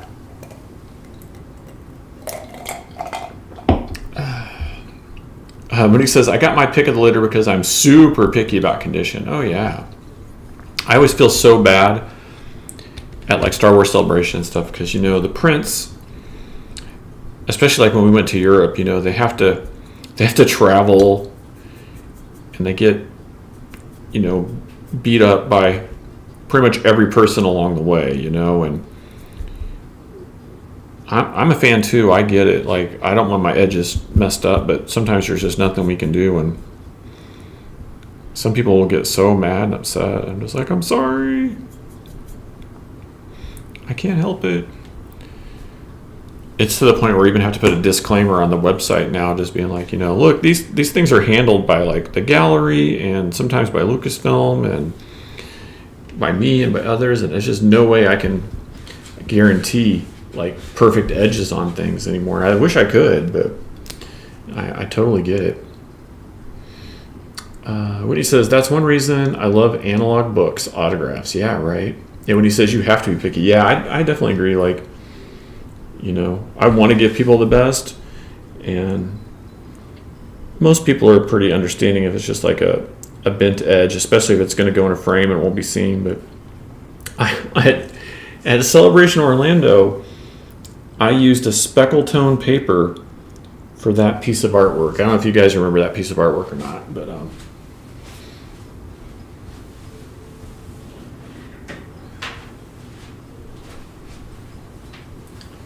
it's this one, this piece of artwork, and you can't see it, but it's on a speckle tone paper. There's like actual like flex fibers in the paper. It's a feature that's part of the paper.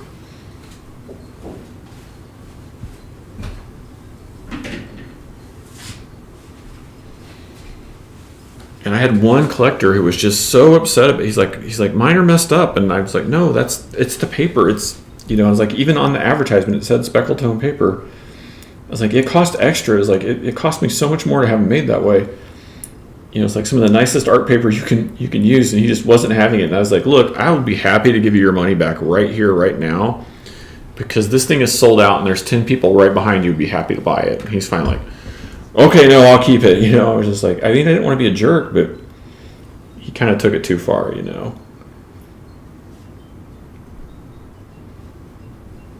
It'd be different if there was actually something wrong with the print, but I was like, no, that's how it's supposed to be. it cost more. Like you're not paying any more, but I did. I had to pay like so much more to get them printed like that. You just couldn't get it.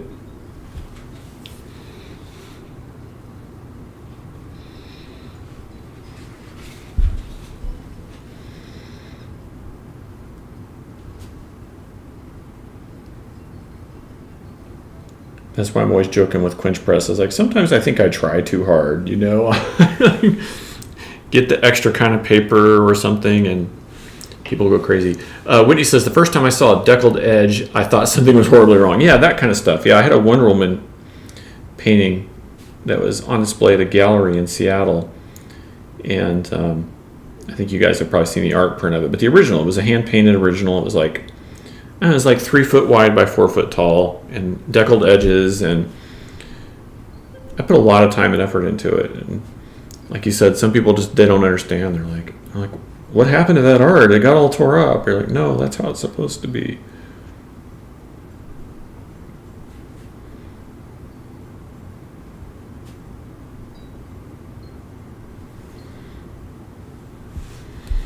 Monique says, I have to take the golf cart to get the boys from school and freeze my rear off. I'll bring you all along. Oh, thanks, Monique. Freeze your rear off. What's the temperature where you are? It's only 80 here in Arizona today, which is, it's lovely. But, a few weeks ago we were already up into the 90s, so I was glad to see it cool back down a little bit, other than we've been having these crazy afternoon windstorms, which kind of suck. But I'm not complaining because the temperature's been so nice.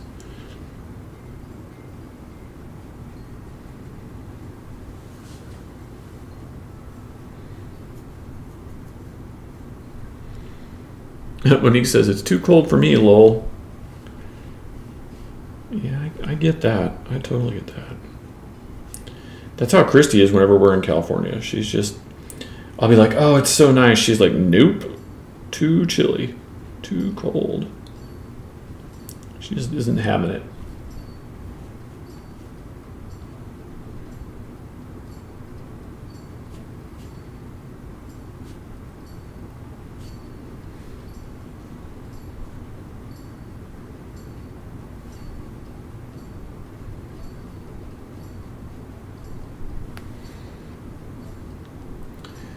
When he says it's 57 degrees. When he says, do you have pictures of the Wonder Woman original? You said something on Instagram about its size, and I'm really curious. The print is made from scans I had done of the original, but I don't have any. I probably somewhere have a photo of it hanging in the gallery, but I'd have to find that, but I'm sure I do. Because it was displayed first at a gallery event in San Diego during Comic-Con, and it was displayed there, and then it was displayed at the place in Seattle for a while. Yeah, I think one was the original painting, and then one was with the text and stuff added. The one that the print's based on. So yeah, if I can dig it out, you'll see, because the original one didn't have the Paradise Island on it. It actually had a farm, because it was about food insecurity and stuff. All right, hey, we're starting to get some nice contrast there, all around his face and stuff now. So it's really starting to work. Monique says, it's still snowing in Ohio, but still, I expected a heat wave here. Yeah, Chrissy's parents just got here, and even they're surprised that it's not warmer here right now. It's nice, it's beautiful, but it's not a heat wave or anything like that.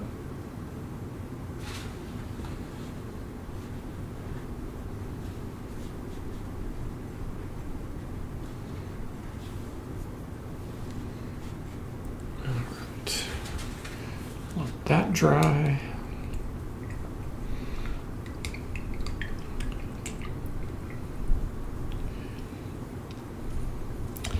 Amy, since you're on here, is your husband's eyes, are they gray, or are they maybe more like a hazel? I'm just going to take advantage of the fact that you're here and get like all the scoop. I'm not going to have to guess about anything today.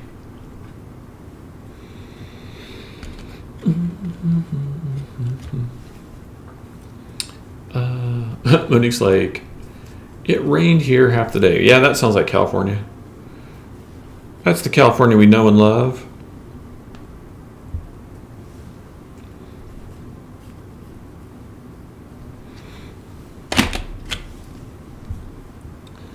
Dun, dun, dun.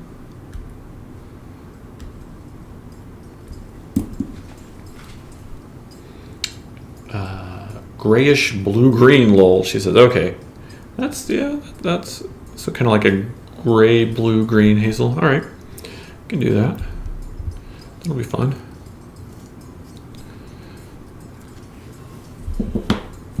We'll just wash a little blue-green on there to start then. We can always put like a gray wash over the top then.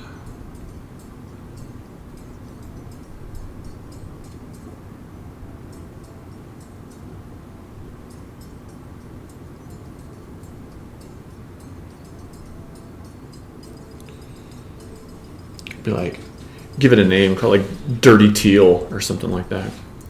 That'd be like his detective name. Dirty Teal. For hire.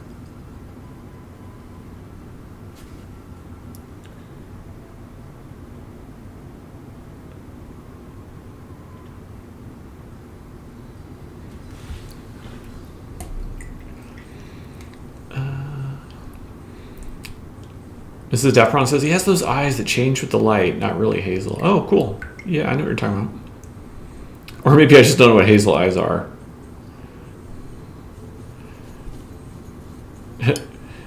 Miss Daffron says Dirty Teal was his nickname in high school. Lol. Yeah, that's funny. It definitely sounds like a Mike Spillane kind of character or something, right? Like a rough and tough detective. Be like, who are we going to put on the case, Chief? Don't worry, we got Dirty Teal on the case. He'll find those smugglers. He'll find him and bring him in. Single-handedly.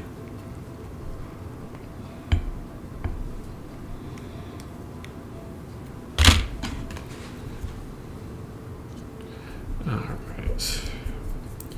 Mix up our next value here.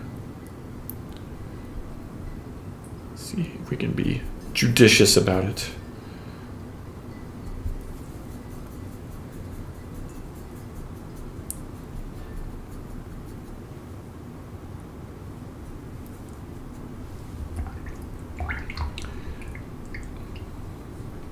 Yeah, I think if nobody's called him Dirty Teal, like now's the time. Maybe his next cosplay character, like maybe the name of his custom Mandalorian merc, right? Just Dirty Teal, but like in Huttese.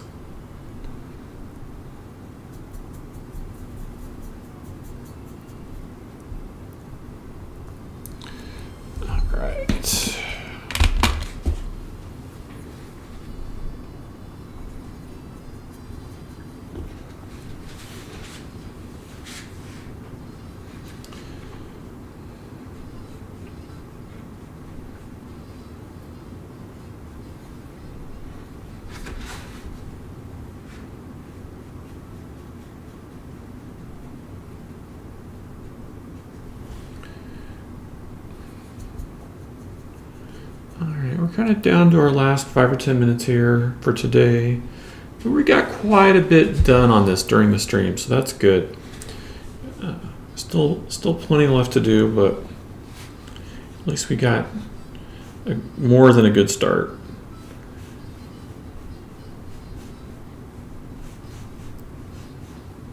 And hopefully it'll just get better from here. It's always the hope, at least. Keep the details flowing. Building it up. Looking ever better. Mrs. Daffron says, or maybe he could do that Kylo character except in dirty teal. That would make so many people happy. Catherine says, it looks amazing. Monique says, Hazel is green and brown. Well, I know that, Monique, because I have hazel eyes, but I think, I could be wrong, I think that when you do other combinations of colors like that, it can still be called a hazel, but I could be wrong about that. But yeah, I've always heard it as green and brown myself. Mrs. Daffron says, hey, Brian, super happy with this. Oh, thanks. Well, I've got more to do, but I'm glad that it's going in the right direction. You're happy with it. I mean, for me, like, getting the likeness is, is obviously what's important since it's a gift, but I'll still want to work in a lot of little details and stuff for you before I send it off. But thank you for that. I appreciate it.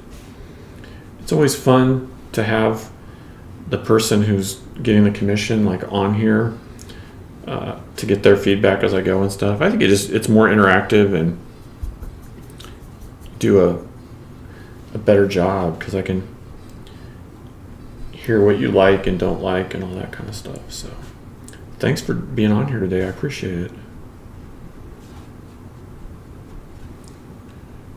And doing these like paint sketches is just fun for me because it keeps me flexible because these have to be kind of quick, at least to get started. And I think that's good because as artists we can get so hung up with like little areas of detail and stuff, and it seems to always come out better when I work from the general to the specific instead of like trying to focus on like one little tiny detail for an hour,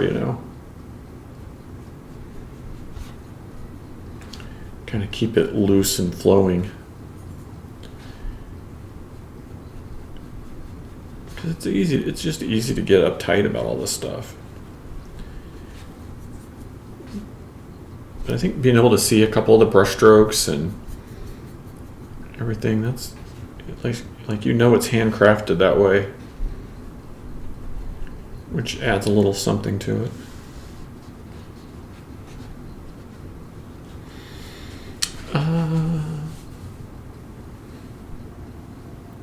Monique says, it's fabulous. Says, her eyes are green-brown with flecks of gold sometimes. Ooh, I like that. I like the flecks of gold. Mrs. Daffron says, please take your time. Receiving it by his birthday is not nearly as important as getting a great portrait. No rush at all. Oh, thanks. Well, we'll get it to you in time, or I will get it to you in time. But I'll definitely, I think everyone who's got a commission, you guys know me. I do what I do on the stream, and then I go back and I look at it and I make little tweaks and add details and all that kind of stuff until I'm happy with it. So, and if I didn't have the in-laws in town, I'd probably just do a bonus stream tomorrow and just keep working on it, but can't do that. I mean, I can't do that because I'm so happy to have family in town. I think I'll just do a little bit more blending here, and then we might be at our stopping point for today.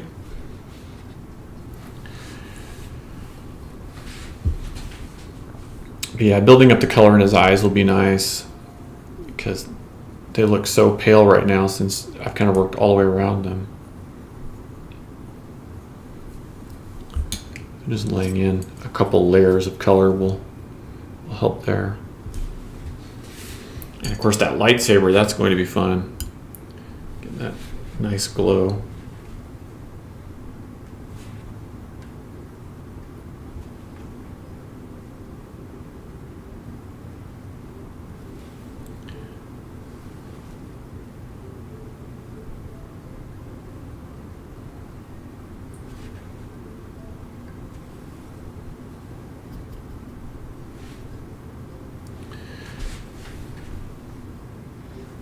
Quench, if you're on, now's probably a good time to scope out some possible raid options for us. I think I'll be ready for that pretty soon, or at least sooner rather than later.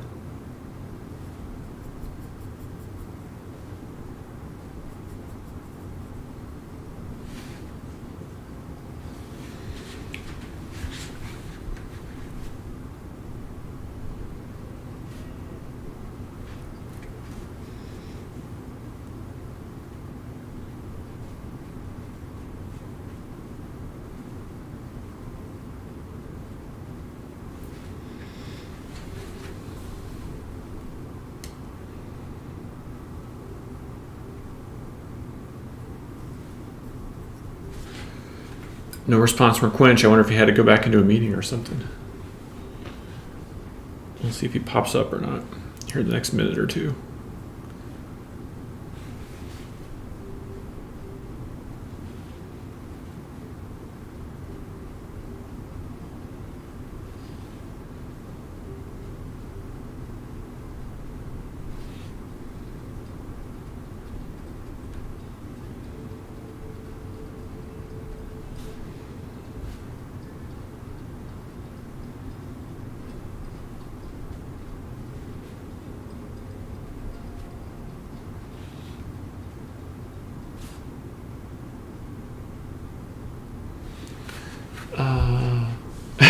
Quinch is like, I've been raid scouting for the last 5 minutes. When Nick says, one of my grandson's friends just stopped all surprised and said, Marcus's grandma, lol. That's funny. All right, yeah, I think we're at a stopping point for today. We're a little over 2 hours, but we made some good progress. There you can, hopefully you can see how that's coming out there. So, well on its way. Quinch says, I responded. Thank you, Quinch. Awesome. All right. Do we have any credits to run today? I'm not sure. We may be creditless, but I can run them anyway and we'll see. So let's just take about 30 seconds, run the credits, and we'll be right back.